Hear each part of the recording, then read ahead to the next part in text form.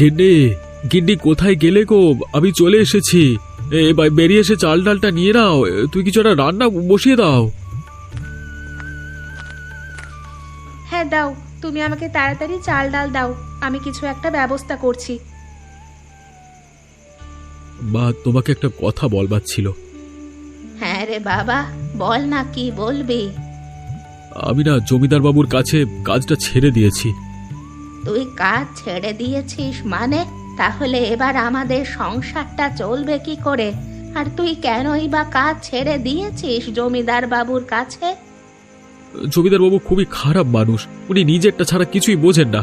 আজকে উনি বাজারে মাছের দাম খুবই চড়া দামে বিক্রি করেছে, তার উপর আবার আমি যখন মাইনে আনতে গিয়েছি আমাকে 200 টাকা কম দিয়েছে। তাই কাজ ছেড়ে দিয়েছি। আমাকে খুব অপমান করেছে আমাকে।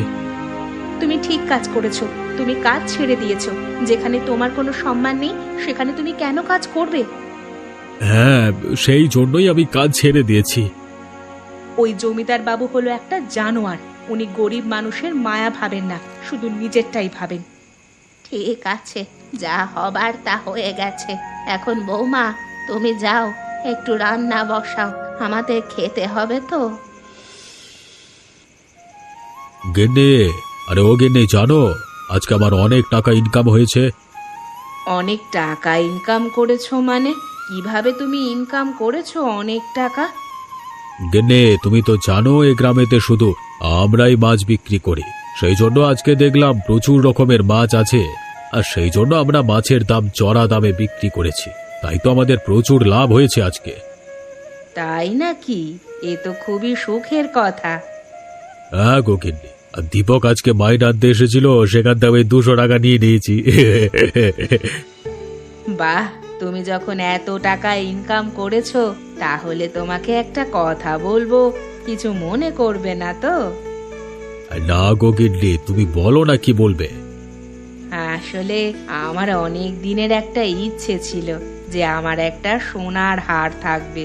তুমি কি আমার জন্য একখানা সোনার হার গড়িয়ে দেবে? নিশ্চয়। আমার 5টা নয়, 10টা নয়, একটা মাত্র গিন্নি মুখ ফুটে যখন নিজের মুখে বলেছে তখন তো তোমাকে দিতেই হবে। সত্যি তুমি আমাকে দেবে? আরে হ্যাঁ গো গিন্নি, তোমাকে সত্যিই দেব। তবে গিন্নি, একটা সমস্যাও আছে। এত আনন্দের মাঝে আবার কিসের সমস্যা? আমি যে দীপককে 200 টাকা কম মাইনে দিয়েছি, সেই জন্য সে আমার কাছ থেকে রাগ করে কাজ ছেড়ে দিয়েছে। আর সে বলেছে আপনার কাছে আর কাজে আসবে না। সে কাজে না এসে আর যাবে কোথায়? এই গ্রামেতে তো শুধু তুমি মাছ বিক্রি করো, আর তোমারই জেলের প্রয়োজন। ওকে বাধ্য হয়ে আসতেই হবে। হ্যাঁ গিন্নি, সেই জন্যই তো আমি কিছু বলিনি। ও যাবে বলছে, ওকে নির্দ্বিধায় যেতে দিয়েছি। ও নিজেই আবার ফিরে আসবে আমার কাছে। ঠিক আছে, এবার অনেক রাত হয়েছে, এবার শুয়ে পড়ো। কি রে বাবা, একা একা এখানে বসে কি ভাবছিস? না গো মা, আমি তো কিছুই ভাবিনি। দেখ বাবা, আমি তোকে সেই ছোট্ট থেকে দেখে আসছি, আর তোর কিছু হয়েছে না না হয়েছে আমি ঠিকই বুঝতে পারছি। কি হয়েছে বল বাবা আমাকে। মা, আমি জমিদার বাবুর কাছ থেকে কাজটা ছেড়ে দিয়েছি। এখন আমি ভাবছি আমার সংসারটা চলবে কিভাবে। আমার মাথায় একটা বুদ্ধি এসেছে। যদি সেইটা ভালোভাবে করা যায় তাহলে আমাদের প্রচুর পরিমাণে লাভ হবে, আর আমরা জমিদার বাবুর থেকেও অনেক বড় লোক হয়ে যাব। সেটা কি করে হয় মা? বাবা, তুই তো ভালো মাছ ধরতে পারিস, আর তুই তো মাঝে মাঝে বলিস যে আমার হাতের রান্না নাকি খুব সুন্দর। তাহলে আমরা এক কাজ করি, তুই মাছ ধরে নিয়ে আয়, আর আমি সেগুলোকে রান্না করে বিক্রি করব। আমাদের বাড়ির সামনে একটা ছোট্ট হোটেল খুলে। তুমি বুদ্ধিটা কিন্তু মন্দ দাওনি। তবে আমাদের থেকে কি লোকেরা মাছ কিনে খাবে? খাবে না মানে? আলবাত কিনে খাবে। যদি আমরা বাজারের থেকে একটু সস্তায় আর লোকের সাধ্যের মধ্যে মাছের দাম নির্ধারণ করি তাহলে লোকেরা অবশ্যই খাবে। ঠিক আছে মা, তুমি যখন বলছো তাহলে আমরা একবার চেষ্টা করে দেখতে পারি। আর চেষ্টা করতে তো কোনো দোষ নেই। একবার চেষ্টা করলে তা বিফলে গেলে আবার পরবর্তী সময় আমরা চেষ্টা করব। আর যদি এটাই সফল হয়ে যায় তাহলে তো আমাদের আর চিন্তাই নেই। হ্যাঁ রে বাবা, আমি তো তোকে সেটাই বলছি।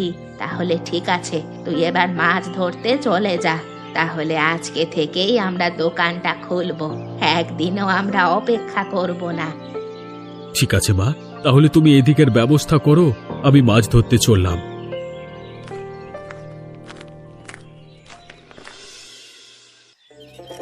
আসুন আসুন, আমাদের দোকানে আসুন, আর গরম গরম তাজা তাজা পরিষ্কার মাছ খেয়ে যান। আসুন আসুন। হ্যাঁ, আসুন আসুন, তাড়াতাড়ি আসুন। যে খাবেন বারবার খেতে ইচ্ছা করবে, তাড়াতাড়ি আসুন।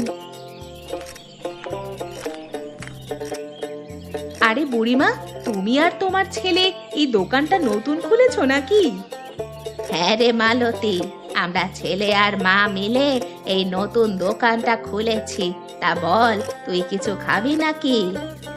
হ্যাঁ গো, খাবার জন্যই তো এলাম তোমার দোকানে। তা তোমার দোকানে কি কি মাছ পাওয়া যায় একটু বলো না।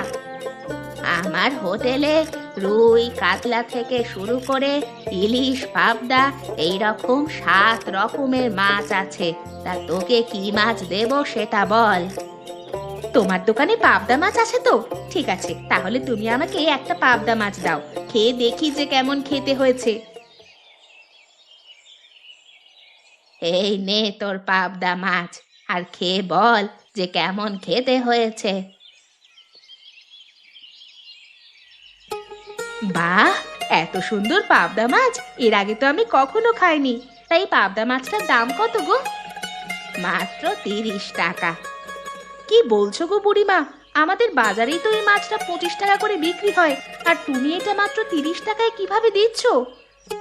দেখ মা, আমি লোক ঠকাতে চাই না। যারা লোক ঠকায় তাদের ওপরওয়ালা ঠিকই একদিন শাস্তি দেবে। আমরা খুব স্বল্প পরিমাণ লাভ নিয়েই বাঁচতে চাই, বেশি লাভ নিয়ে কি হবে আমাদের। বাহ, তোমরা এই যে উদ্যোগটা নিয়েছো খুবই ভালো। এইভাবে তোমরা বিক্রি করে যাও, আর তোমাদের এই হোটেলটা যেন আরো অনেক বড় হয়। হ্যাঁ রে, ওপরওয়ালার কাছ থেকে এটাই চাওয়া, যে আমাদের এই হোটেল যেন অনেক বড় হয়ে যায়। আরে কি দেখছি আমি, এরা তো নতুন দোকান খুলেছে আর খুবই অল্প দামে মাছ বেচছে। হ্যাঁ, এভাবে তো চলতে থাকলে জমিদার বাবু একদম বসে যাবে পথে। দাঁড়ায়, খবরটা জমিদার বাবুকে দিতে হচ্ছে তো। জমিদার বাবু, আপনি কোথায়? জমিদার বাবু, আপনার সাথে দরকারি কথা আছে। কি হয়েছে? এই ষাঁড়ের মতো চিৎকার করছিস কেন? হ্যাঁ, ভর দুপুর বেলা আমাকে এত টাকাটা কি গিয়েছে? হ্যাঁ বাবু, আপনি জানেন আপনার কাছ থেকে দীপক যে কাজ কাজ ছেড়ে বেরিয়ে গেছিল, সেই দীপক সে আবার নাকি তার বাড়ির সামনে নতুন একটা দোকান করেছে, আর সেখানে সে খুব অল্প দামে মাছ বিক্রি করে লোক খাওয়াচ্ছে। সে কি রে, ওকে তো কালকেই আমার কাছ থেকে কাজ ছাড়িয়ে বের করে দিলাম, ওরা আজকের মধ্যে হোটেল খুলে ফেললো। বাবু, হোটেল তো খুলেছে ঠিকই, তার সঙ্গে আবার প্রচুর খরিদ্দার দেখলাম, তার দোকানে প্রচুর লোক সেখানে খাওয়া দাওয়া করছে। দীপকের কিছু একটা ব্যবস্থা করতে হবে, না হলে ও তো আমাদের থেকেও বড় লোক হয়ে যাবে। হ্যাঁ বাবু, আপনি কিছু একটা করুন, নইলে ওরা তো খুব তাড়াতাড়ি বড় লোক হয়ে যাবে, আর আমি চাই না যে আপনি বাদে গ্রামেতে আর কেউ বড় লোক থাকুক। আমার মাথায় একটা বুদ্ধি এসেছে, আমি দীপকের দোকানে যাব, আর সেখানে গিয়ে ওদের থেকে একটা মাছ কিনবো, আর সেটা খাবার পর তাদেরকে অপমান করব যে এত খারাপ খাবার তুই মানুষদেরকে খাওয়াচ্ছিস কি করে, আর এটা দেখে অনেক মানুষই তাদের দোকান থেকে চলে যাবে। হ্যাঁ বাবু, এটা আপনি একদম ঠিক বুদ্ধি বের করেছেন। এর ফলে ওদের দোকানের নাম খুবই খারাপ হবে, আর তাদের দোকানে কেউ আসবে না মাছ খাওয়ার জন্য। ঠিক আছে, তাহলে চল আমরা যাই ওদের দোকানে। আসুন আসুন, আমাদের দোকানে আসুন, আর গরম গরম তাজা তাজা সুস্বাদু মাছ খেয়ে যান। আসুন আসুন।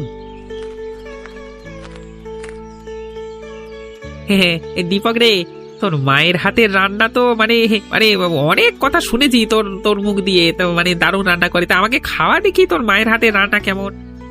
হ্যাঁ হ্যাঁ, নিশ্চয়। এই নাও, খাও। তুমি একটা ইলিশ মাছ খাও, আর খেয়ে বলো যে কেমন খেতে হয়েছে।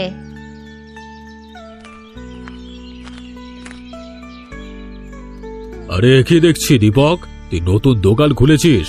তা দোকান যখন খুলেছিস তা খেয়ে দেখি যে কেমন খেতে হয়েছে তোর দোকানের মাছগুলো। বাবু আপনি? আরে হ্যাঁ হ্যাঁ, নিশ্চয়ই আপনাকে কেন দেব না? আপনি খেয়ে দেখুন, এই ইলিশ মাছ খেয়ে দেখুন যে কেমন খেতে হয়েছে।